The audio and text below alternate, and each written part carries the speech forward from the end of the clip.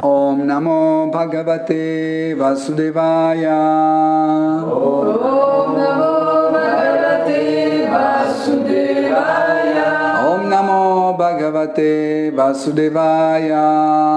Om Namo Bhagavate Vasudevaya.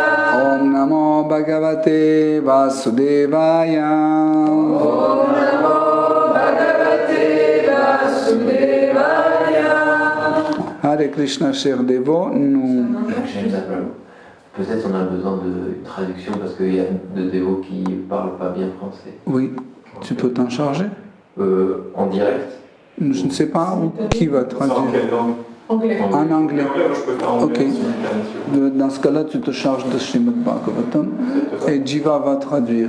Ok, on peut tourner si tu veux, Jiva, parce que Ok, je te dirai à un moment si je te regarde dans les oreilles, ok? Dès que son Shakti est fini, il va faire. Could we need the translation in English?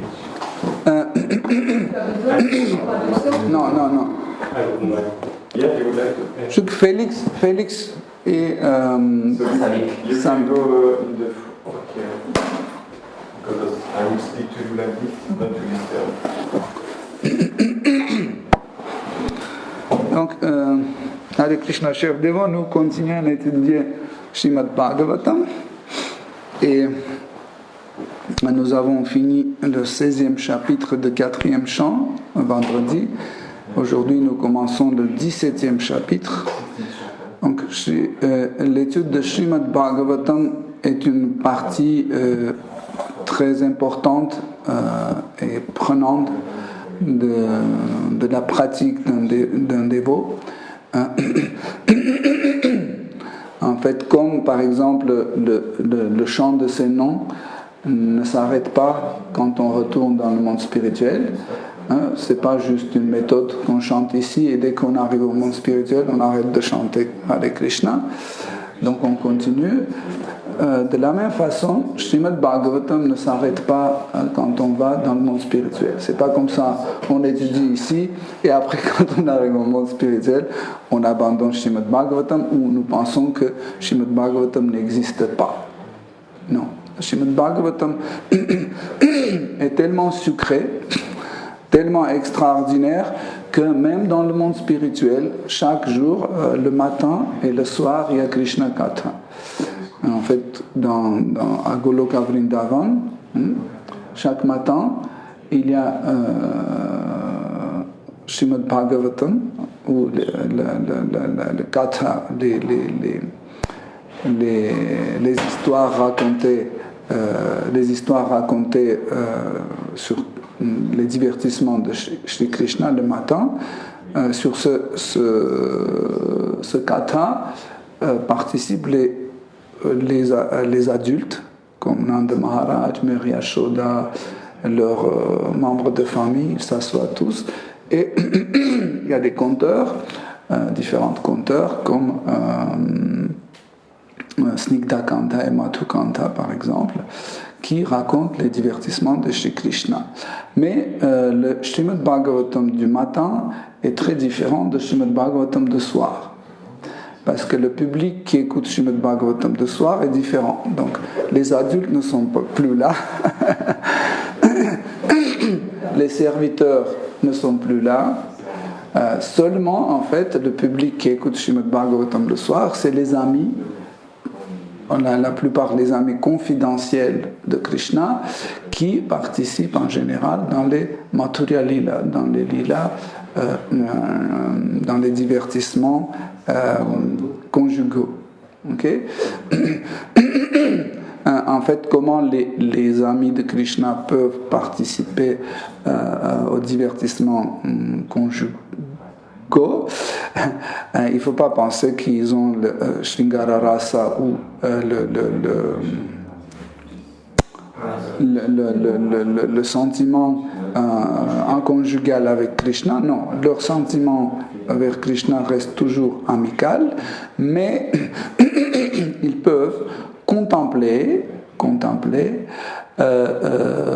les divertissements conjugaux, participer comme comme les représentants de Krishna. Par exemple, Krishna peut avoir envoyé une lettre d'amour à Chandravali et c'est un de ses copains qui va le transmettre. Ça aussi, c'est un divertissement conjugal. Parce que souvent, quand on dit divertissement conjugal, les dévots pensent que c'est juste l'embrassade et les bisous, et je sais pas, c'est pas que ça, mais aussi les choses confidentielles, comme par exemple transmettre un message ou apporter quelque chose, ou par exemple rester et protéger la porte d'entrée sur Rasa Mandala où Krishna va danser la danse Rasa Lila, et quelqu'un par exemple il protège l'entrée de Kunja, entrer dans les bosquets, okay? Il protège, ça aussi c'est une participation à Shringara Lila dans les divertissements conjugaux, mais pas n'importe quel ami de Krishna peut participer à ces divertissements. Il y a 4 types de relations amicales avec Shri Krishna, en fait. Je ne vais pas donner les noms de sanskrit parce que vous allez oublier tout de suite et ça va compliquer. Donc il y a les amis de Krishna qui sont plus âgés. Okay? Il y a les amis moins âgés, il y a les amis qui ont le même âge, et il y a une partie qui est appelée Priyanarma Vayasya, c'est des amis de Krishna qui participent au divertissement confidentiel. Donc, en fait, le public de soir qui écoute Srimad Bhagavatam est consisté des amis confidentiels de Krishna et les amis confidentiels de Srimati Radharani. Vous pouvez imaginer quel public écoute le soir. Pourquoi ? Parce que le soir, en fait, les conteurs, ils racontent des choses qu'ils ne peuvent pas raconter devant les adultes ou devant les serviteurs. Okay? Donc, Srimad Bhagavatam de soir est différent. Mais nous, on a eu la chance d'écouter Srimad Bhagavatam du matin et du soir en même temps. Donc, en fait, par exemple, les lilas certaines lilas qui sont décrites dans le 10e chant de Srimad Bhagavatam, comme le Gopi Gita. Gopi Gita fait partie de 10e chant de Srimad Bhagavatam qui n'est pas raconté pendant le Krishna Katha du matin. Ça se raconte le soir parce que c'est confidentiel, c'est quelque chose vraiment qui se discute pas avec les adultes. Pourquoi ? Parce que les adultes, en général, les adultes ont une attirance vers Krishna comme des parents. Vatsalya Rasa. Et en fait, Vatsalya Rasa et Shringara Rasa, ils ne sont pas amis du tout. C'est 2 rasas qui sont Viruta, qui sont Viruta. Viruta Rasa, ça veut dire des rasas qui ne peuvent pas cohabiter ensemble. Okay? C'est pas comme ça que Krishna habite avec sa mère et non, Krishna habite avec sa reine, par exemple, à Dvaraka, et à côté habitent Vasudeva et Devaki, ses parents. C'est pas de cette cohabitation, ils peuvent habiter à côté, mais en fait, jamais les histoires entre les couples ne touchent pas les oreilles de Vasudeva et Devaki parce que c'est pas des choses qu'ils peuvent pas compatibles et partager. Okay? Même certains amis, ils peuvent, certains amis de Krishna peuvent contempler les divertissements de Krishna dans Shringara Rasa, ils peuvent contempler, mais pas tout type d'amis qui peut participer. Okay? Parce que l'homme, en fait l'âme ou un dévot, peut savourer son propre rasa et peut contempler et revivre le rasa de quelqu'un d'autre. Mais pas comme dans le même rasa. Hein. Par exemple, un ami de Krishna, il savoure les relations avec Krishna, il savoure la relation avec Krishna dans une rasa amicale, okay? Mais il peut contempler Vatsala rasa, en fait, la relation de Krishna avec sa mère, et prendre grand plaisir. Mais ça ne veut pas dire qu'il contemple Vatsala, il savoure Vatsala rasa. Il apprécie des autres rasas, il peut être très enthousiaste, ça peut lui donner beaucoup de joie, etc. Mais ça ne veut pas dire qu'il savoure cette rasa. Okay? Donc, voilà pourquoi, en fait, Srimad Bhagavatam est raconté le matin et le soir dans le monde spirituel. Et comme vous avez compris, Srimad Bhagavatam n'a pas de limite. Tout ce que nous étudions, c'est une partie de Srimad Bhagavatam. C'est 12 chants que nous avons. C'est juste une petite partie de Srimad Bhagavatam. Sinon, vous pouvez dire, mais attendez, si le matin et le soir, chaque jour, il est raconté, très vite, il sera fini. Il est très, très, très grand, Srimad Bhagavatam, parce que les divertissements sont sans fin. Par exemple, prenons une histoire quand Krishna est allé sauver les 16 000 princesses volées par, comment elle s'appelait? Dava. Le démon Davanakra, non. Davanakra, je me souviens. Bref, par un démon. C'est celui qui a sur son Jarasandha. Non. C'est celui qui avait le coquillage sur la tête? Non, je pense pas. Bref, c'est pas important, par un démon. Et ce qui est intéressant, il y a l'histoire comment Krishna s'est battu avec ce démon et comment Garuda a participé à ce combat, comment Satyabhama était avec Krishna, etc. Mais imaginez que ça peut être raconté par les 16 princesses. 16 000, pardon, par 16 000 princesses, et chaque princesse va raconter des détails que Srimad Bhagavatam ne raconte pas. Voilà pourquoi, pour quelle cause, vous pouvez trouver, par exemple, un chant de Srimad Bhagavatam raconté ou re-raconté plusieurs fois par différents acharyas. Pourquoi? Parce que chaque acharya nous aide à découvrir une facette cachée de tel ou tel divertissement. Hein, comme par exemple Gopal Champu que Jiva Goswami a écrit sur le 10e chant, et quand on étudie, on découvre plein de choses qu'on n'a pas vues dans Srimad Bhagavatam. Ça ne veut pas dire qu'il a inventé, c'est que Krishna lui a montré les différentes facettes cachées de tel ou tel divertissement. Donc, nous reprenons donc 4e chant, 17e chapitre, à partir de verset 1. C'était Narakasura. Oui. Maitreya uvacha evam sa bhagavan vaina kapito guna karmam bhi chandayam asatan kamai prati puja bhinandyacha. Traduction. Le sage Maitreya poursuivit. Ainsi, les chantres qui louaient Maharaj Prithu dépeignirent avec verve les qualités et les actes de vaillance du roi.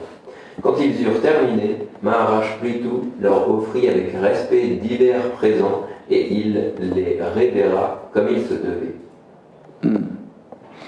Donc, maintenant, Maitreya Muni continue. En fait, là, comme vous avez bien compris, les chanteurs ont fini de glorifier les divertissements futurs les divertissements futurs de Prithu Maharaj. Et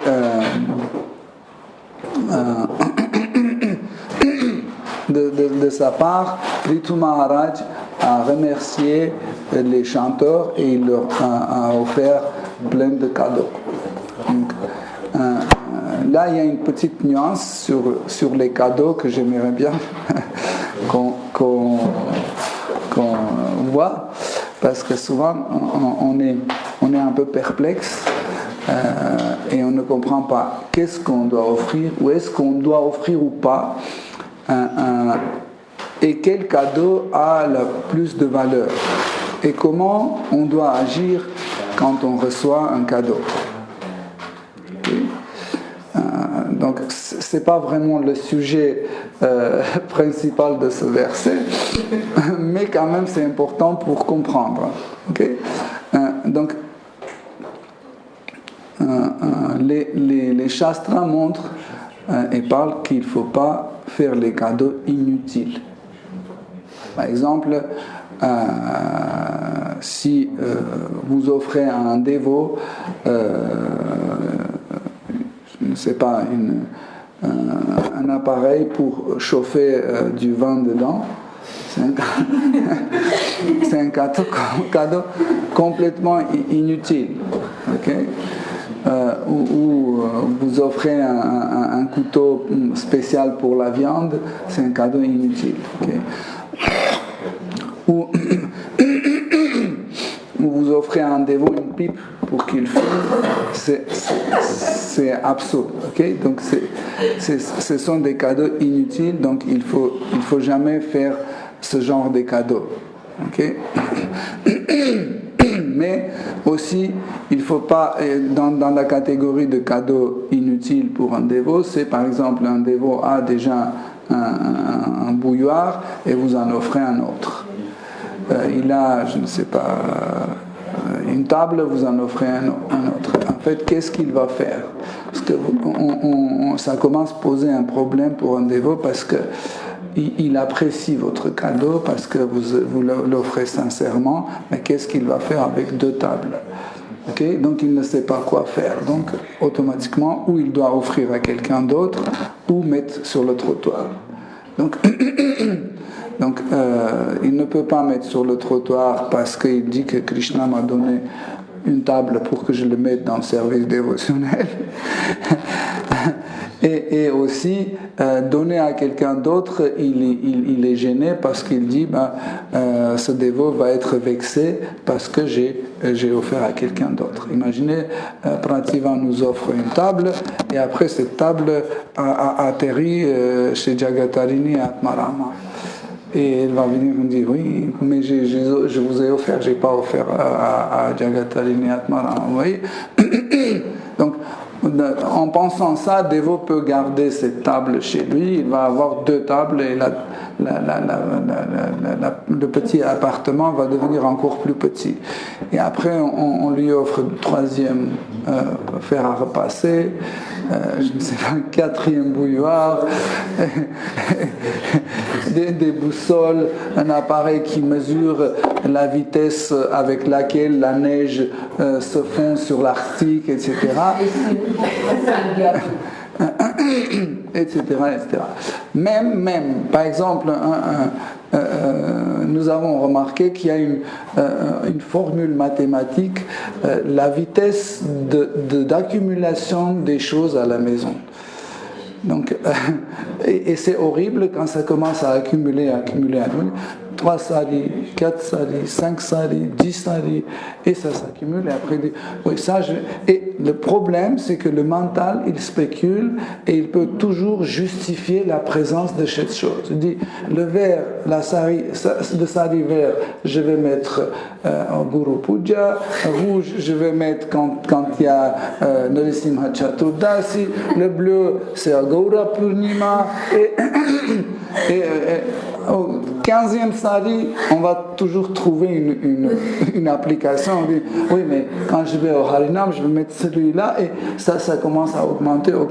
Et ça va vraiment contre l'idée que Srila Rupa Goswami donne dans le nectar d'instruction où il dit il ne faut pas accumuler trop de choses chez soi et bien sûr manger beaucoup plus qu'il faut. En fait, ça c'est un défaut en nous de quoi on doit complètement se débarrasser. Si on ne se débarrasse pas de cette accumulation, il y a un danger appelé tamas. Tamaguna. En fait, Tamaguna commence à influencer notre conscience quand il y a trop de choses accumulées. Imaginez qu'ici à Yoga Lyrique, on va mettre un autre portrait de Prabhupada à gauche, à côté on va mettre un autre portrait de Shiva, là on va faire Guru Parampara, ici on va faire Narada Muni, Vyasadeva, voilà la carte d'univers, les membres d'ISKCON, etc., etc. Il y aura trop de choses et ça va bouffer notre information et on va tomber dans le tamas et on ne va plus comprendre Srimad Bhagavatam. Okay. Pour éviter ce genre de problème, les acharyas comme Rupa Goswami, il nous prévient qu'il faut éviter d'avoir trop de choses, comme par exemple les vêtements, l'argent, même. Il ne faut pas accumuler chez soi plus de livres qu'on peut lire. On accumule. Un dévot a écrit un livre, l'autre a écrit comment faire le bon business dans la conscience Krishna, comment avoir les bonnes relations avec son mari et sa femme, comment avoir des bons enfants, et des livres, et après on ne trouve pas, on cherche Srimad Bhagavatam, il n'y a plus de Srimad Bhagavatam, on ne sait pas où est la Bhagavad Gita, il y a plein de trucs sur karma, sur jnana, sur tac, plein de trucs, 150 livres sur la cuisine, etc. Et on se perd dans cette forêt. Même, vous savez, dans le temps quand on étudie les livres sacrés, à la fin de sa vie, le dévot se concentre sur un seul ouvrage qu'il continue à développer parce que cet ouvrage correspond le plus à son rasa. Il commence à plonger dedans et c'est le même qu'il est. Par exemple, Sri Chaitanya Mahaprabhu, les dernières années de sa présence dans ce monde, il était complètement plongé dans Srimad Bhagavatam. Et pourtant, il y avait d'autres livres, mais il étudiait que Srimad Bhagavatam. Il plongeait dedans chaque fois et surtout 10e chapitre. Surtout 10e chapitre. 10e chant. 10e chant de Srimad Bhagavatam. Ok. Donc, mais vous pouvez trouver par exemple vous pouvez trouver dans Srimad Bhagavatam ou dans Mahabharata ou autres livres sacrés des histoires où par exemple le roi offre à un brahmana 3000 vaches. On dit qu'est-ce que ce brahmana va faire avec 3000 vaches. Donc et s'il commence à s'occuper de 3000 vaches, donc petit à petit, il va devenir un Vaishya, donc il va changer en fait son varna. Ok. Mais c'est un cadeau que le roi a fait. Donc certaines brahmanas, ils remerciaient le roi, ils laissaient ces 3000 vaches et ils partaient. Comme ça, ils laissaient chez le roi et ils savaient qu'à n'importe quel moment, ils peuvent venir et les demander quand ils veulent, par exemple, ou ils pouvaient prendre ces vaches et offrir au peuple, aux différentes personnes, etc. Donc, c'est pas toujours que le cadeau était accepté absolument et surtout en faire un usage immédiat. Non.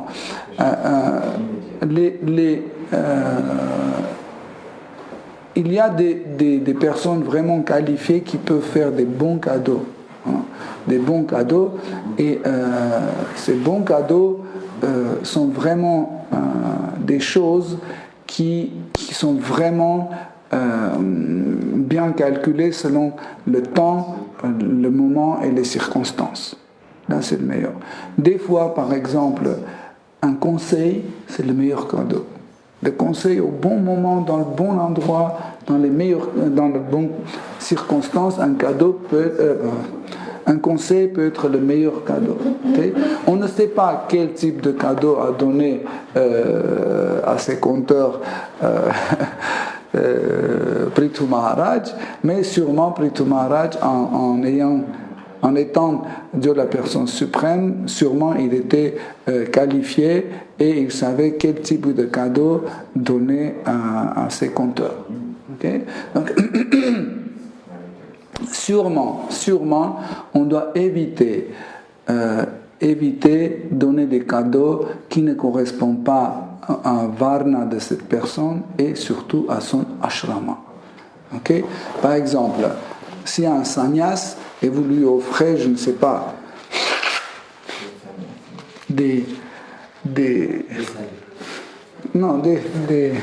par exemple une ceinture de luxe, Gucci, Coco Chanel, ou un t-shirt Coco Chanel dessus. Donc ça c'est une offense pour un sannyasi. Des fois on fait à un sannyasi un don d'une très très grande somme d'argent. Okay? Ça c'est pas bien non plus, parce que si ce sannyas ne peut pas se débarrasser de cet argent rapidement, il n'est plus un sannyas, parce qu'il va garder et il va penser comment comment il va investir cet argent pour Krishna et comment. Et si ça reste, en fait, à la place de la prédication, il commence à faire d'autres choses. Mais nous pouvons offrir cet argent, faire une donation à un grihastha qui est appliqué dans la vie sociale, et il peut utiliser bien cet argent. Hein. Par exemple, chez Chaitanya Mahaprabhu, quand on essayait de le mettre mais attirer en fait pour qu'il participe aux problèmes familiaux, etc., il était très fâché. Hein. Il disait toujours: je suis un sannyas, je ne dois pas m'occuper de votre problème familial, laissez-moi tranquille. Et là, aujourd'hui, en fait, quand il y a un sannyas qui arrive, on commence: vous savez, mon mari a fait ça, ma femme a fait ça, etc. C'est pas l'occupation de sannyas. Et il ne faut pas offrir. Par exemple, j'offre à un Goswami une montre avec des 3 diamants dessus. Qu'est-ce qu'il aurait? Mais c'est pas dans son ashram, hein. Donc on ne doit pas faire ce genre de cadeau. Ou vous offrez un sannyas, vous offrez une bague avec un énorme rubis dessus. Qu'est-ce qu'il va faire avec ça? C'est insensé. Okay? La meilleure chose que nous pouvons offrir à un sannyas, c'est notre hommage sincère.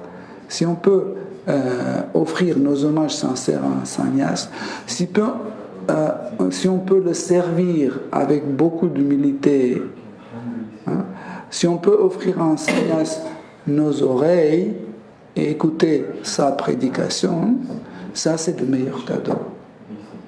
Okay? Pareil, des fois, les grihasthas s'occupent des brahmacharis et ils deviennent trop généreux. Il commence à acheter des choses, laver ses affaires, cuisiner pour lui, nettoyer ses vêtements, ses chaussures, etc. Et Brahmachari, il est cool comme ça, il dit bon, les livres que vous voulez distribuer sont là, vous pouvez aller distribuer. Il ne faut pas mettre un Brahmachari dans une position avec nos cadeaux, avec nos services, où il peut tomber de sa position. Voilà pourquoi Guru est lourd. Il donne vraiment temps pour que Brahmachari ne soit pas, comment dire en français, gâté. Il ne faut pas gâter un Brahmachari. Okay? Il faut qu'il sent en fait l'influence de ce monde matériel pour qu'il soit toujours veiller, éveillé, pas éveillé, non. Alerte. Alerte. Oui, il doit toujours être dans l'état d'alerte, voyez. Mais si on commence toujours lui donner trop de choses, etc., il tombe de sa position de brahmachari. Et nous, en faisant ces beaux cadeaux, etc., petit à petit, le pousse dans la gratification des sens. Ok? Il ne faut pas faire ça. Il faut penser à ce brahmachari pour qu'il reste brahmachari. Et les cadeaux et les offrandes que nous faisons pour ce brahmachari doivent servir pour qu'il reste brahmachari et pour qu'il se développe comme un bon brahmachari et pas le pousser dans la gratification des sens. Okay? Donc bien sûr que nous pensons toujours oui, mais le pauvre il est fatigué, oui, mais le pauvre il n'a pas mangé ça, il n'a pas mangé ça, oui, mais regarde, il a un petit trou dans son t-shirt. Oui, c'est normal. Parce que brahmachari doit être quelqu'un avec des trous, c'est normal. Quand il commence à porter des Gucci et Louis Vuitton, etc., il n'est plus un brahmachari. Vous comprenez?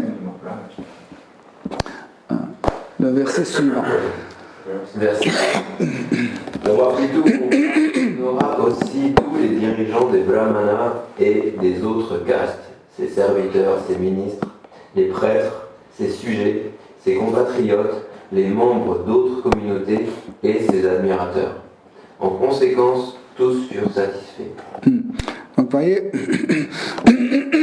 ici, Prithu Maharaj a bien rendu ses hommages aux Brahmanas et aux Vaishyas.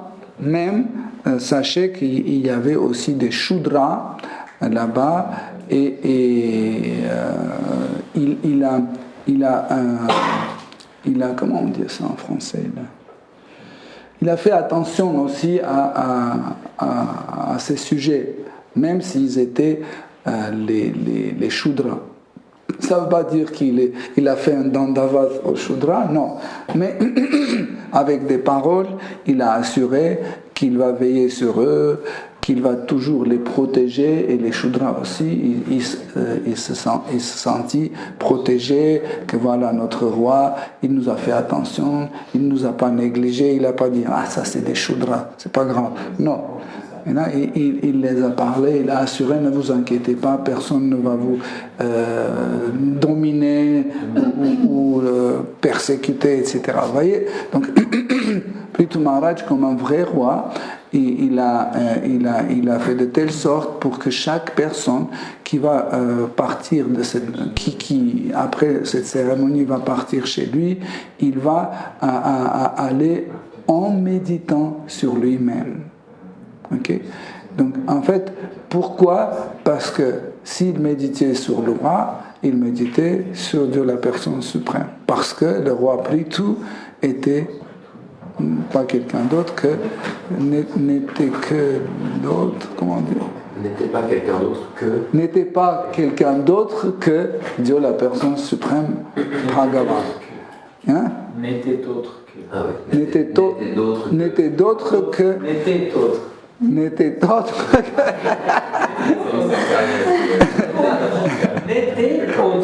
N'était autre que Dieu la personne suprême, Shri Bhagavan, lui-même. Ok? C'est un peu le même principe, qu'avec Bouddha. Ok?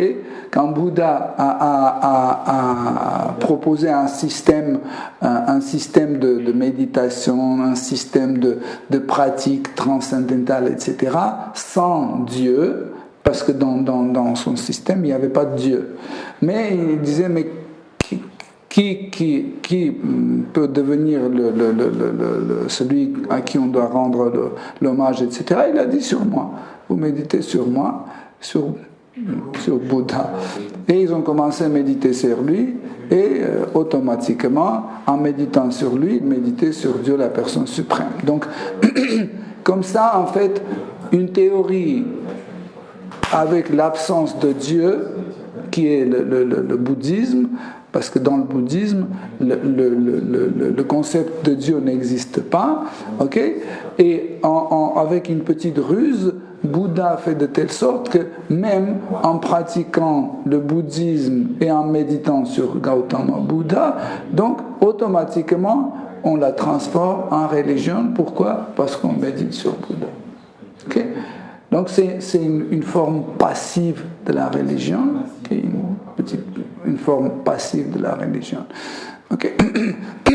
Donc comme ça, en fait, chaque personne qui est rentrée chez lui, il a continué à méditer. Par exemple, les Shudras sont allés chez eux en disant oui, Dieu, la personne suprême, nous a envoyé enfin un bon roi. Il comparait avec Maharaj Vena, il disait oui, regardez quelle différence, etc. Maintenant, après tout ce que nous avons subi, enfin, il y a quelqu'un qui va nous protéger, qui va nous nourrir, etc., etc. Et qu'est-ce qu'ils font? Donc, ils glorifient, ils font kirtanam, ils glorifient Prithu Maharaj. Okay. Le verset suivant. Verset 3. Vidura s'enquit auprès du sage Maitreya. Bien-aimé Brahmana, puisque notre mère, la terre, peut se manifester sous diverses formes, pourquoi a-t-elle pris celle d'une vache? Et lorsque le roi Prithu entreprit de la traire, que devint le veau, et qu'est-ce qui servit de peau à lait? 4. Verset 4. La surface de la terre se creuse naturellement par endroits, et elle s'élève en d'autres. Comment le roi Prithu l'a-t-il nivelé, et pourquoi Indra, le roi des cieux, vola-t-il le cheval qui était destiné au sacrifice? 5. Verset 5. Le grand et saint roi Maharaj Prithu reçut la connaissance des lèvres de Sanat Kumar, le plus éminent parmi les érudits de la science védique. Lorsqu'il eut reçu un savoir qu'il pouvait appliquer dans sa vie, comment ce roi vertueux atteignit-il l'objectif qu'il s'était fixé? Teneur reporté. Teneur reporté par sa divine grâce Bhaktivedanta Swami Prabhupada. Il existe 4 sampradayas, filiations spirituelles, Vaishnava. L'une d'elles se trouve son origine en Brahma, une autre en la déesse de la fortune, une autre en la personne des Kumars, ayant à leur tête Sanat Kumar, et la dernière en Shiva. Ces 4 lignées initiatiques existent encore de nos jours, et comme le démontra le roi Prithu, celui qui souhaite sérieusement recevoir la connaissance transcendante des Védas doit accepter un gourou, un maître spirituel appartenant à l'une d'entre elles. Il est dit que dans notre ère, à moins que l'on accepte un mantra de l'une de ces 4 filiations, il n'y aura pas d'effet. De nombreuses prétendues sampradayas ont vu le jour sans être revêtues de la moindre autorité, et ceux qui les composent égarent les gens en leur donnant des mantras inauthentiques. Eux-mêmes ne suivent pas les règles védiques, et, bien qu'ils se livrent à toutes sortes d'activités répréhensibles, ils n'hésitent pas à distribuer des mantras et à fourvoyer ainsi les gens. Toutefois, ceux qui sont intelligents savent que ces mantras ne seront jamais efficaces, et ils ne donnent jamais leur appui à ces sectes en vogue. Il faut donc se méfier de ces sampradayas aberrants. Néanmoins, dans notre ère, afin de pouvoir jouir de quelques plaisirs matériels, certains infortunés acceptent des mantras de ces prétendues lignées spirituelles. Prithu Maharaj, par son exemple personnel, démontrera qu'il faut recevoir la connaissance d'une sampradaya authentique. C'est la raison pour laquelle il accepta Sanat Kumar en tant que maître spirituel. Le 5e verset est très important. Si vous avez remarqué, du 1er jusqu'au 5e verset, jusqu'au 4e verset, Srila Prabhupada ne donne pas des commentaires, mais au 5e verset, il donne un commentaire, parce que le 5e verset est très important. Pourquoi? Souvent, on entend les dévots qui disent ISKCON et c'est tout. Il n'y a aucun, tout le reste c'est faux, c'est pas bon. Et pas authentique, seulement nous qui sommes les bons, les authentiques, seulement ISKCON.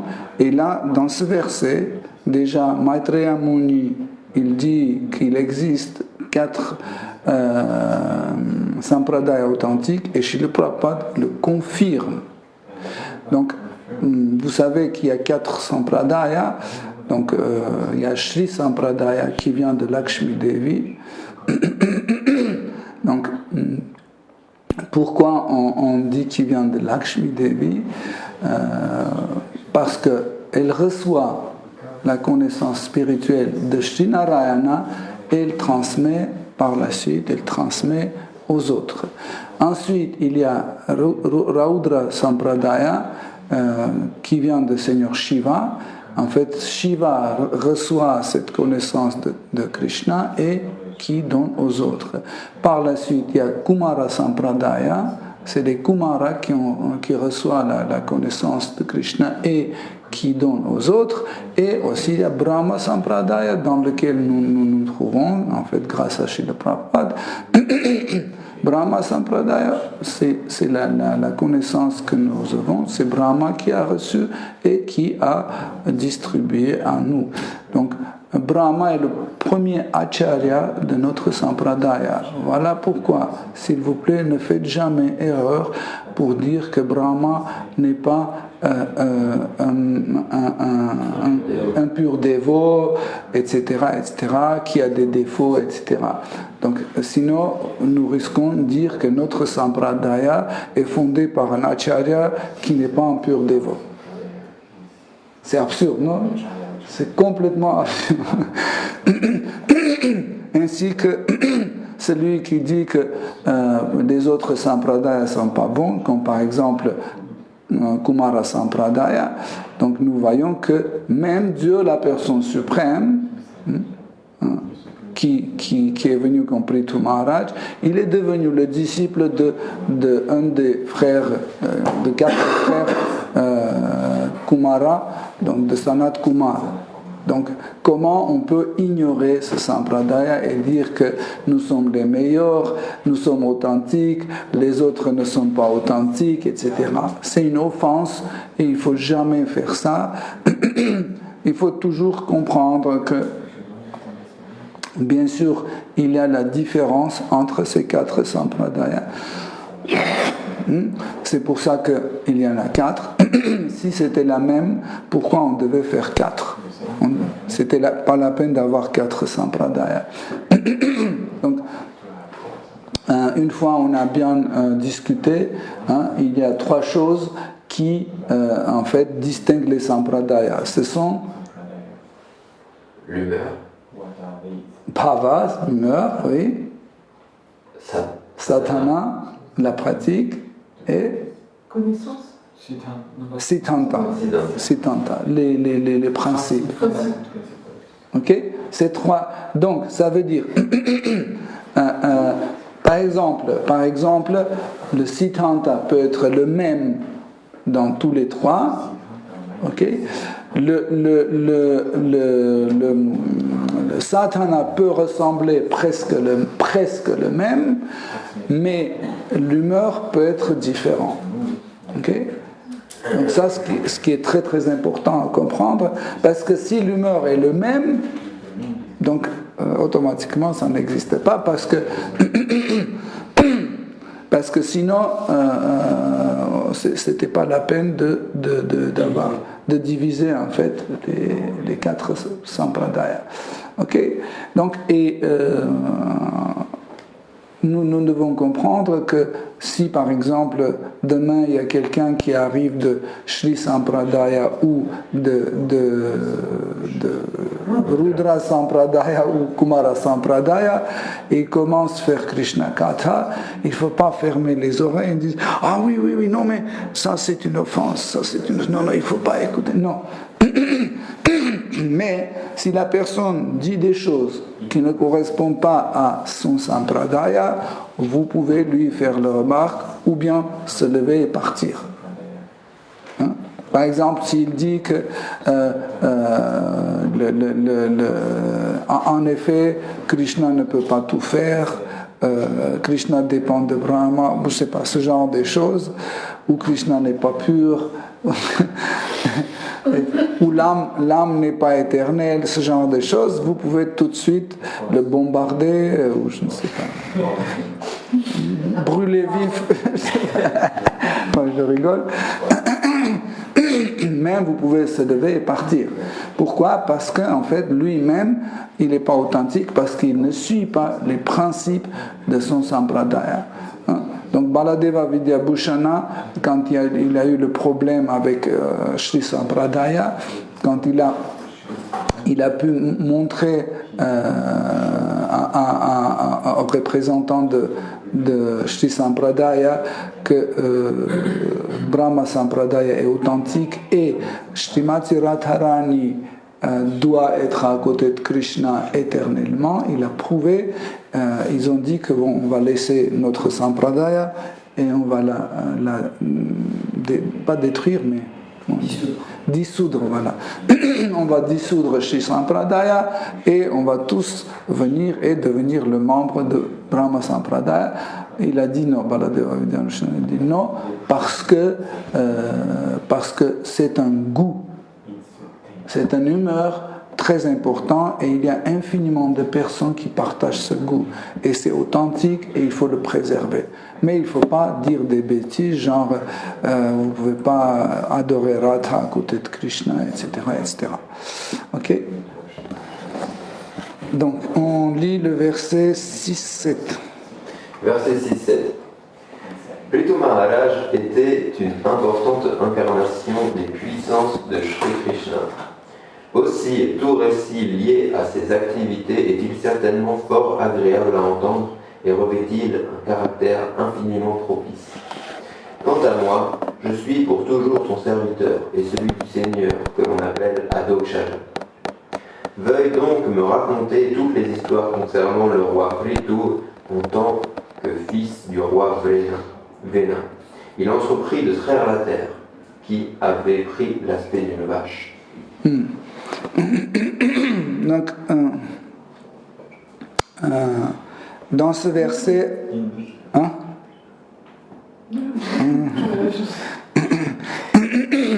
dans ce verset, Vidura il dit que celui qui écoute ces divertissements, il devient chanceux. Alors, quelle chance on peut avoir en écoutant Srimad Bhagavatam ou les divertissements de Shri Krishna? C'est pas qu'on va devenir riche ou notre santé va améliorer, notre mari va arrêter de fumer. Non, c'est ça, c'est pas le bénéfice de Srimad Bhagavatam. Pourquoi? Parce que tout ça, c'est des produits dérivés qu'on va obtenir automatiquement si on obtient la vraie chance qui vient de l'écoute de Srimad Bhagavatam. La première chose qu'on bénéficie en écoutant Srimad Bhagavatam, c'est l'association des purs dévots de Krishna. Ça, c'est le premier cadeau qui Krishna nous fait, c'est l'association des purs dévots de Krishna qui sont du début de Srimad Bhagavatam jusqu'à la fin. Okay. Et vous savez que vous savez tous la traduction de mantra Vancha kalpatarubhyascha kripa sindhubhya evacha patitanam pavanebhyo vaishnavebhyo namo namaha, que les dévots de Krishna sont tellement miséricordieux que comme les arbres de souhait. Vous savez, l'arbre de souhait, c'est quand tu t'approches d'un arbre de souhait, tu peux demander ce que tu veux et il doit te donner ce que tu veux, ce que tu désires. Arbre à souhait. Oui. Okay. Ils disent que les dévots sont comme arbres de souhait. Souhait. À souhait. Ah, pas deux. Ok. Arbre à souhait. Ok, donc, et les dévots sont comme ça aussi. Quand tu te rapproches des dévots, ils peuvent te donner ce que tu désires. Okay? Et ça ne veut pas dire que je m'approche à Georges et dis, bon, t'es un dévot? Oui, donne-moi un Mercedes.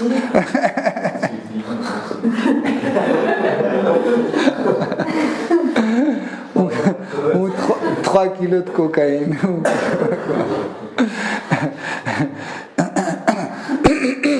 Parce que en fait, le dévot va donner à quelqu'un seulement ce qui est bien pour son progrès spirituel. Souvent, on nous offre du chocolat, je ne sais pas, des boissons alcoolisées, etc. On dit non, on n'utilise pas. Ils disent, c'est pas grave, vous pouvez offrir ça à quelqu'un d'autre. Non? Souvent, on est dans une situation pareille.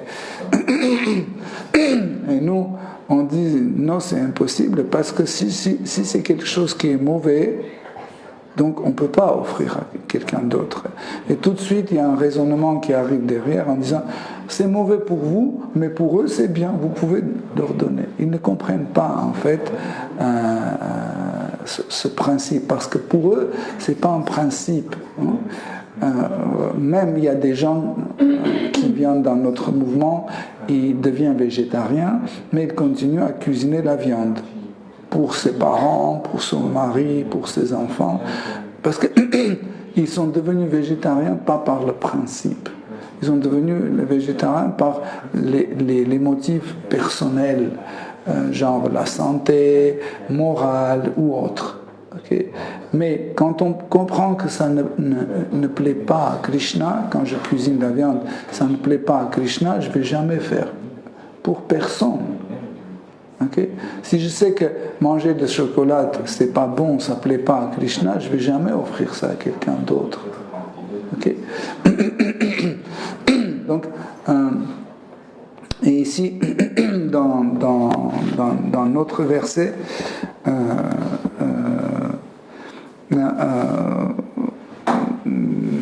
Vidura, il dit que ça offre une chance à celui qui écoute Srimad Bhagavatam. Et en fait, cette chance, c'est l'association avec les dévots. La phrase qui la suit, c'est, il dit que, Vidura dit à Maitreya Muni, il dit, je suis fidèle à toi aussi bien que je suis fidèle à Dieu la personne suprême. Donc vous pouvez dire il y a quelque chose qui ne va pas, peut-être c'est une offense à Krishna parce qu'il met sur le même niveau Maitreya Muni et Krishna, il essaie de les égaliser, c'est pas du tout comme ça, parce que Vidura c'est un pur dévot qui comprend que Krishna et son dévot se trouvent sur le même niveau. Mais ça ne veut pas dire que Krishna et son dévot, ils sont le même. Non. Ils se trouvent sur le même niveau. Okay? Pourquoi? Parce que nous ne pouvons plus, à partir du moment quand quelqu'un devient un pur dévot et il arrive il se met sur le même niveau que Krishna, on ne peut plus avoir une affaire avec un dévot sans Krishna. Par exemple, il y a un pur dévot, je veux le torturer, dès que je torture, derrière lui, il y a Krishna. Donc je vais avoir une affaire avec Krishna. Ok? Vous voyez la nuance? Je ne peux plus traiter un dévot sans Krishna parce qu'il est lié déjà à Krishna. Par bhakti, il est lié à Krishna. Donc, comme par exemple, quand Hiranyakashipu torturait son fils qui était pur dévot, okay? Il le mettait dans un gui bouillante, okay? Et le gui se transformait en pétales de fleurs. Il le mettait sous les pieds des éléphants et les éléments en dansant contournaient comme ça et ils n'ont même pas touché. Qui a fait ça? Les éléphants? Non. Les fleurs, non. C'est Krishna qui est intervenu. Donc vous ne pouvez pas avoir une affaire avec Prahlad Maharaj sans avoir une affaire avec Krishna. C'est pareil. Donc si vous traitez un dévot, pur dévot, vous traitez Krishna avec. Parce que Krishna est tout toujours avec son dévot. On ne peut plus voir traiter une personne qui est pure dévot sans Krishna. Il est toujours avec. Ok? Ça, c'est très important à comprendre. Et dans ce verset, donc Vidura montre en fait cette nuance. Il dit que voilà, je suis aussi dévoué à toi comme je suis dévoué à Shri Krishna. Ok? Donc c'est un moment très important dans ce verset. Et bien sûr que Vidura, il manifeste son désir d'écouter les divertissements de Prithu Maharaj parce qu'il sait que Maitreya Muni, c'est un pur dévot qui quand il raconte Srimad Bhagavatam ou les divertissements de Prithu Maharaj, sûrement il y aura un nectar spécial. Parce que c'est pas comme ça qu'une personne qui a le niveau de Vidura, il n'est pas au courant de cette histoire de Prithu Maharaj. Okay? Il connaît bien cette histoire. Il connaît comment Prithu Maharaj a trait la terre sous la forme de vache, etc. Mais il veut absolument écouter cette fois-ci comment un dévot comme Maitreya Muni va le raconter. Okay? Ça, c'est une particularité d'un pur dévot. Tandis qu'un Kanishta Adhikari, un dévot néophyte, il arrive sur la conférence et il va, quand on raconte l'histoire de Prahlad Maharaj, il dit, ah, je connais cette histoire. Ouais, je ne vais pas venir aujourd'hui. Pourquoi? Pas parce que je connais cette histoire. Ouais, donc, il y a beaucoup de dévots comme ça, parce qu'on parle de je ne sais pas, système Varnashrama Dharma expliqué dans Srimad Bhagavatam. Ah, je connais ce sujet, bon, je ne vais pas venir aujourd'hui. Parce que... non, en fait, Srimad Bhagavatam crée une association de dévots. Vous comprenez? Chaque fois, quand on écoute Srimad Bhagavatam, on a l'association avec les dévots qui sont à l'intérieur de Srimad Bhagavatam et à l'extérieur de Srimad Bhagavatam. Donc c'est pour ça qu'il ne faut jamais penser qu'on peut, sans Srimad Bhagavatam, avancer dans notre vie spirituelle, juste en pensant que, ouais, Hare Nam, il suffit que je chante Hare Krishna et c'est tout. Il y avait un dévot, quand Srila Prabhupada était encore sur la terre, il y avait un disciple de Prabhupada qui est venu, il a dit, Srila Prabhupada, il a dit, Hare Nam eva kevalam. Il dit, voilà, j'ai appris ça, que juste en chantant de saint nom, on peut se libérer, donc on n'a pas besoin de lire, connaître la philosophie, etc., association avec les dévots. Il est allé en Inde, il a fait un petit chalet dans une forêt et il a commencé à chanter Hare Krishna. Et peu de temps après, il a quitté la conscience Krishna. Donc, il ne faut pas mal interpréter ce verset, Hare Nam, il ne faut pas interpréter d'une mauvaise une mauvaise façon. Okay. Ok, Hare Krishna, donc le vendredi prochain, Maitreya Muni va commencer à raconter l'histoire de Prithu Maharaj avec tous les détails. Pour aujourd'hui, on va s'arrêter ici. Hare Krishna. Si vous avez des questions, des commentaires. Au début de la conférence, vous avez parlé des âges des différents amis de Krishna. Et vous avez aussi expliqué il y a quelque temps que la forme dans le monde spirituel, en fait la forme des êtres, elle est indépendante de la relation. Donc il peut y avoir une pierre qui est dans une relation Madhurya Rasa avec Krishna. Donc j'aimerais comprendre comment interpréter, comment comprendre en fait les âges des amis de Krishna et qu'est-ce qui détermine un âge, et est-ce que par exemple un ami plus petit que Krishna, qui a une forme en fait de quelqu'un plus jeune que Krishna, Krishna peut aller prendre shiksha de cette personne, etc. En fait,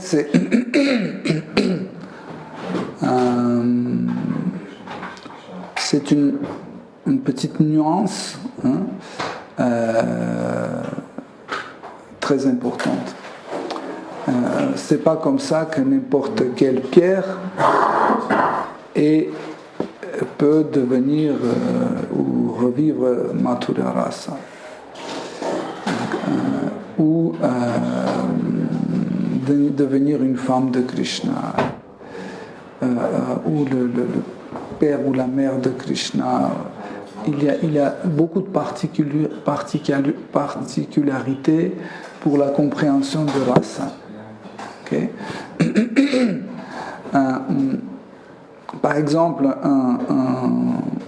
un pur dévot de Krishna comme Uddhava. Donc quand Uddhava joue ses divertissements avec Krishna à Mathura, il prend la position de, en fait, il savoure le rasa d'un serviteur. Mais en même temps, à Goloka, à Vraj, il savoure, avec Krishna, il savoure une autre rasa amicale. Comme ça. Mais en même temps, il a encore une autre forme, un brin d'herbe par terre. Donc, en général, on peut dire que ce brin d'herbe, c'est Shantarasa. Vous voyez? Donc, mais il y en a une rasa, je ne sais pas, un rasa qui est en fait le principal. Le principal, c'est le rasa amical chez lui. Okay? Pourquoi? Parce que en fait, dans les deux autres formes, en fait, se manifestent ces sentiments dans Sakya rasa. C'est très important. Okay? Donc, autre chose. Désolé, j'ai pas compris la phrase. Dans les deux autres formes, il y a les sentiments de Sakya rasa qui sont manifestés. Les autres formes de... Dans sa forme Advaraka et dans sa forme de brin d'herbe, il y a des sentiments de Sakya rasa qui sont manifestés. C'est ça? Plutôt humeur, pas vraiment des sentiments, mais l'humeur de Sakya rasa peut être manifestée. Okay? Donc,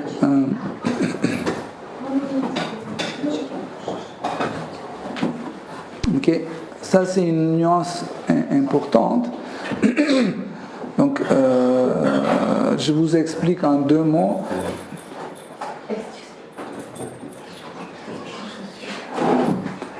Donc, en fait, je vous explique ça en deux mots, mais en réalité, c'est un tattva assez difficile pour comprendre, parce qu'il y a beaucoup de nuances pour comprendre ça, comment ça se passe. Je dois vous raconter beaucoup de choses et on n'a pas le temps. Mais à peu près, il faut comprendre qu'une personne peut se manifester dans différentes lilas, sous différentes formes, ou autrement dit, goûter différents rasas.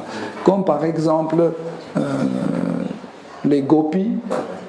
Les gopis, quand ils sont à Vraj, ils sont dans Mathura Rasa, et quand ils viennent dans le monde matériel avec Sri Chaitanya Mahaprabhu, ils jouent le rôle d'amis ou de serviteurs de Krishna. C'est une autre rasa. Et pour cela, ils changent leur corps, parce que ils ne doivent pas, ils peuvent pas, en fait, certains corps ne permettent pas pour certains divertissements. Okay? Par exemple, dans Vatsala Rasa, dans les sentiments, dans l'amour parental, par exemple, d'autres formes peuvent aussi passer, comme par exemple la forme de vache. Par exemple, dans l'histoire où Krishna a volé les veaux, et pas Krishna, Brahma, Seigneur Brahma a volé les veaux et les copains de Krishna, Krishna a pris leur forme, la forme des amis de Krishna et la forme des veaux. Donc, et chaque veau qui est allé et qui mangeait le lait de sa mère sous la forme de vache, elle sentait en fait cet effet de maternité. Okay? Donc, ça c'est important à comprendre. Mais quand Krishna, un an après, les amis et les veaux sont retournés de l'endroit où Brahma les a cachés, donc Krishna a arrêté d'être les enfants de ces vaches, entre guillemets. Donc, et leur relation parentale était à travers de ces enfants. Ces enfants amenaient les informations, ou par exemple les veaux amenaient les informations à ses parents, à ses vaches, comment Krishna les embrassait, comment Krishna ou jouait la flûte, etc. Et comme ça, parce que, comme nous avons dit, le même rasa peut exister sous infiniment de formes. C'est pas que tous les Mathurya Rasa dansent sur Rasa Mandala. Il y a les Mathurya Rasa qui n'aiment pas faire ça. Ils préfèrent rester au-delà et après écouter les autres parler de cette danse. Okay. Pareil, il y a des amis de Krishna de différentes sortes. Okay. Ce n'est pas tous les mêmes. Okay. Donc, la première catégorie, c'est les suhrites, les amis de Krishna qui sont plus âgés. En fait, l'âge, parce que dans le monde spirituel, tout est éternel, ça veut dire c'était, c'est et ça sera. Donc l'âge, on ne peut pas compter à partir d'un moment, parce que ce moment n'existe pas. On ne peut pas dire il a 10 ans ou 15 ans, parce qu'on connaît le jour de son apparition. Okay? Même pour Krishna, il n'y a pas de jour d'apparition. C'est pour ça que Janmashtami est fêté chaque jour. Chaque jour, Krishna apparaît devant ses dévots. Donc, chaque jour est Janmashtami. Okay? Mais en fait, la sensation de l'âge est présente grâce au Vayasa Shakti. Vayasa Shakti, c'est une énergie qui touche la personne et dans l'échange avec Krishna, on a le sentiment qu'on est plus âgé que Krishna ou moins âgé. Extérieurement, on est les mêmes. Tu peux dire que tout le monde a le même âge. Par exemple, Mère Yashoda est aussi jeune que Krishna à Goloka. Ce n'est pas une vieille femme qui a les mêmes tremblés. Elle est aussi belle, aussi jeune, mais Krishna sent qu'elle est plus âgée. Et elle sent que Krishna est moins âgé. Ça, c'est grâce à cette énergie Vayasa. Ok? C'est comme ça, en fait. Et la présence de cette énergie dans chaque ami de Krishna définit il est plus âgé Krishna ou il est moins âgé. Okay? La première, c'est les suhrites, c'est des copains qui sont plus âgés que Krishna. Les deuxièmes, c'est Sakha. En fait, quand on dit Sakya Rasa, en réalité, ça s'appelle Priya. Priya Rasa. Priya veut dire agréable. Priya veut dire agréable ou qui fait plaisir. Okay? Donc, mais Sakha, c'est vraiment ceux qui sont plus petits que Krishna. Ok? Sukhrit, Priya et Sakha. Donc,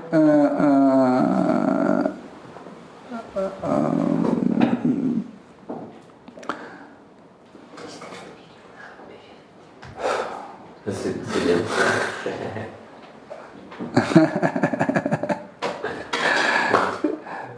Je peux raconter, mais je pense que ce sera trop d'informations. Il y a de la matière à méditation. Ouais. Parce que des fois, je me lance dans des trucs et j'explique trop de choses et après, je me suis dit peut-être c'était trop. Je ne sais pas. Là, c'est bien, c'est bien. Ok. Oui.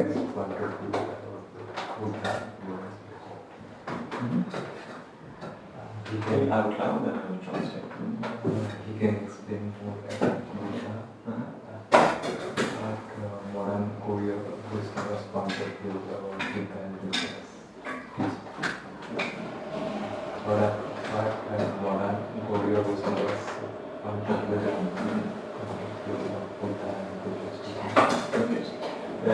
Prabhu, une question par rapport à Bouddha. Comment tu évoquais les enseignements de Bouddha? Est-ce que tu pourrais développer un petit peu sur la question? Et qu'est-ce que pensent les Vaishnavas modernes des enseignements de Bouddha? Le Vaishnava. Qu'est-ce que pensent des enseignements de Bouddha? Donc, l'enseignement de Bouddha était dans la catégorie de l'enseignement sur apadharma. En fait, apadharma, c'est la situation critique.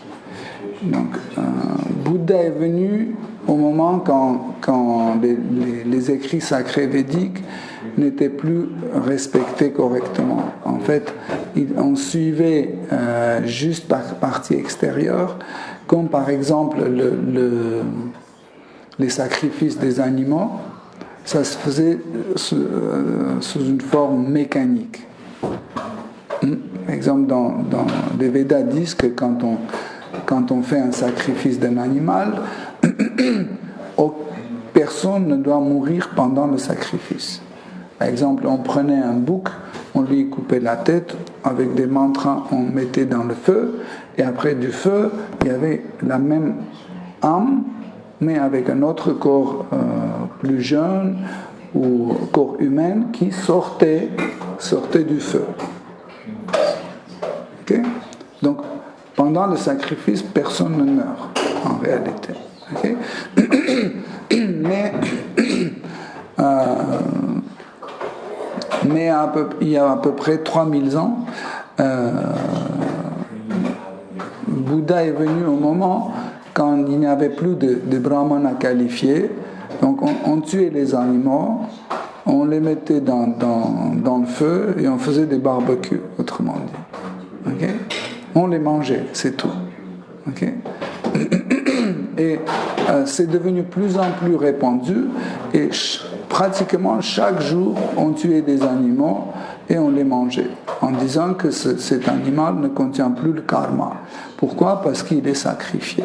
Mais c'était faux parce que cet animal était mort pendant le sacrifice, mais les écrits védiques disent que personne ne doit mourir pendant le sacrifice. Donc, c'est pour ça qu'en Kali Yuga, dans lequel nous nous trouvons, les sacrifices sont interdits. Mais les gens, surtout en Inde, ils continuaient à faire des sacrifices des animaux, et Bouddha est venu pour les arrêter. Donc, comment il a fait? Il a dit que pourquoi vous tuez les animaux? Ils ont dit on suit les shastras, les écrits sacrés. Il a dit si vous faites ça, donc les shastras ne sont plus valides parce que ce qui est écrit dedans c'est contre les êtres humains. Et les écrits sacrés ne peuvent jamais être contre les êtres vivants. Jamais.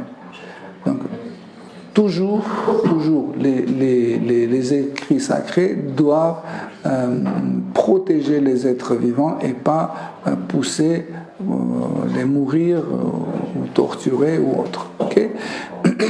Et il a lancé de la théorie de Ahimsa, de non-violence, que l'homme doit vivre sans violence, manger sans violence, travailler sans violence, etc. etc. Okay? Il a lancé cette théorie Ahimsa. Donc comme ça, en fait, pendant très très très longtemps, presque 2000 ans, peut-être un peu moins ou plus, les écrits sacrés étaient ignorés ou ils ont perdu leur autorité. Okay? Et tout le monde suivait la religion, entre guillemets, ou la théorie de Bouddha. Cette théorie est considérée comme une théorie matérialiste. Pourquoi ? Parce que cette théorie n'explique pas l'apparition du monde à partir de la source qui est Dieu, la personne suprême. Donc le personnage de Dieu n'existe pas dans le bouddhisme. Okay? Les principes de cette religion fondamentaux, c'est qu'il y a un vide qui est plein. En fait, il explique un peu quelque chose autour de Brahman impersonnel, comme quoi Brahman impersonnel c'est le vide, et après ce vide qui est plein, qui manifeste en fait l'énergie matérielle, etc., etc. Bref, en fait, aujourd'hui vous avez 150 versions de bouddhisme différentes. Okay. Même il y a les bouddhistes qui disent que nous sommes de Sampradaya des bouddhistes qui mangent la viande. Par exemple, il y a des bouddhistes, j'ai rencontré des bouddhistes comme ça, qui devient de plus en plus populaire. Donc, et quand tu dis et ahimsa, ils disent non, justement, on tue les animaux exprès, on les mange, comme ça on reste dans samsara pour toujours les aider en fait de quitter le corps et évoluer dans samsara. Une théorie complètement stupide, insensée. C'est comme un directeur de centre bouddhiste, il m'a dit on va régler ça, il dit je vais pas refuser, parce que je dis oui, du coup vous ne buvez pas d'alcool. Il fait au centre, non, mais il dit mais si un invité, si je suis invité, je vais pas refuser, je vais pas offenser les gens et refuser une bonne bière. Voilà, donc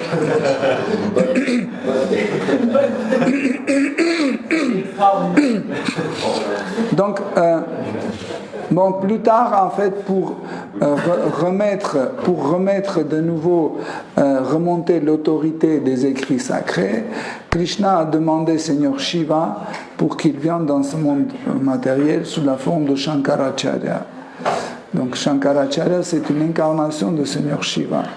Et Shankaracharya, il est venu et il a commencé en s'appuyant sur théorie de vide, impersonnalisme, etc. Il a commencé, comme la suite de théorie de Bouddha, il a commencé à prêcher la théorie d'impersonnalisme. Okay? Pourquoi ? Pour de nouveau remettre les livres sacrés comme autorité. Donc il s'est basé sur Vedanta Sutra. Okay? Donc de nouveau, Vedanta Sutra a été étudié, elle est devenue le livre principal des spiritualistes de cette époque. Mais après, quand Madhavendra Puri et ceux qui étaient avant Sri Chaitanya Mahaprabhu et aussi ceux qui sont venus avec Sri Chaitanya Mahaprabhu, et Sri Chaitanya Mahaprabhu lui-même, ils ont montré qu'en fait Srimad Bhagavatam, c'est un commentaire naturel de Vedanta Sutra, écrit par le même auteur. Donc Vedanta Sutra a été écrit par Srila Vyasadeva, Srimad Bhagavatam est écrit aussi par Srila Vyasadeva. Donc ils ne peuvent pas être des livres qui n'ont rien à voir l'un avec l'autre. Donc, okay. Donc, si on accepte Vedanta Sutra, automatiquement on doit accepter Srimad Bhagavatam. Et comme ça, en fait, les suivants de Sri Chaitanya Mahaprabhu, de nouveau, ont remis l'autorité de Srimad Bhagavatam et de Bhagavad Gita. Et comme ça, les Vaishnavas, de nouveau, ont pu suivre les livres sacrés, mais déjà correctement. Vous voulez des détails maintenant sur ce concept du vide qui en fait est plein. Qu'est-ce que ça veut dire? Qu'est-ce qu'on apprend? Vide.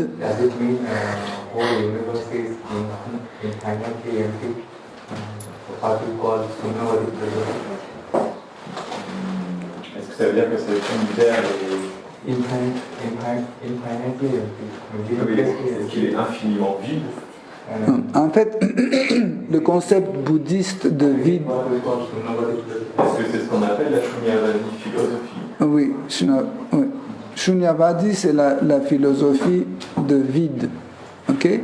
Donc, mais en fait, cette théorie Shunyavadi, théorie Shunya, la théorie de vide, c'est une théorie qui concerne ou qui peut être appliquée seulement sur le monde matériel, sur l'univers matériel, parce que le monde spirituel est éternellement manifesté. Tandis que le monde matériel, des fois il est manifesté, des fois il est non manifesté. Okay? Quand il est dans l'état non manifesté, on le considère comme vide. Quand il est manifesté, on parle de plein.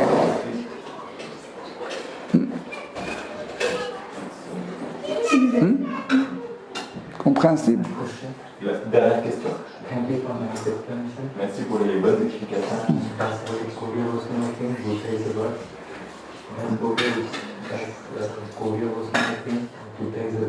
Est-ce que les Gaudiya Vaishnavas pensent que Bouddha c'est Dieu? Bien sûr, c'est une manifestation, c'est une des 10 manifestations appelée Dasha Avatara, c'est une des manifestations, de 10 manifestations de Krishna, appelée Dasha Avatara. Un parmi les 10.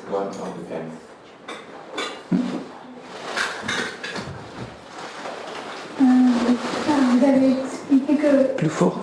Vous avez expliqué qu'il y a 4 sampradayas et ils sont distincts, trois choses, sadhana, humeur et est-ce que ça peut arriver que quelqu'un a l'humeur d'un autre sampradaya, par exemple, vous avez dit il y a 5 humeurs entre les 5 sampradayas et l'humeur c'est important. Et un dévot qui arrive dans un sampradaya mais il ne trouve pas sa place avec l'humeur, est-ce que ça peut arriver ça et tout s'en dit à la fin s'il y a une offense? Bien sûr, il n'y a aucune offense. Ceux qui ne comprennent pas des fois Guru Tattva, ils pensent que voilà, j'ai reçu un diksha d'un maître spirituel, c'est définitif, c'est lui éternellement, etc. Et puis ils retrouvent que ce n'est pas leurs humeurs, ni leur guru, ni leur sampradaya. Et s'ils changent et ils vont dans Sri Sampradaya, c'est ni une offense, ni un trahison, ou rien, c'est normal. Sauf que c'est parce que quand on dit Guru est éternel, on parle de Krishna. Parce que nous avons tous déjà eu millions de gurus dans notre vie, qui nous ont initiés dans différentes sampradaya, etc. Mais quand on dit Guru est un et définitif et éternel, on parle de Krishna. De Adi Guru, on parle d'Adi Guru qui est le Guru éternel et pour tout le monde. Ok, Hare Krishna, cher dévot, merci beaucoup pour votre attention. Chez Srimad Bhagavatam ki jai, Srila Prabhupada ki jai. Toute gloire aux dévots assemblés, Hare Krishna.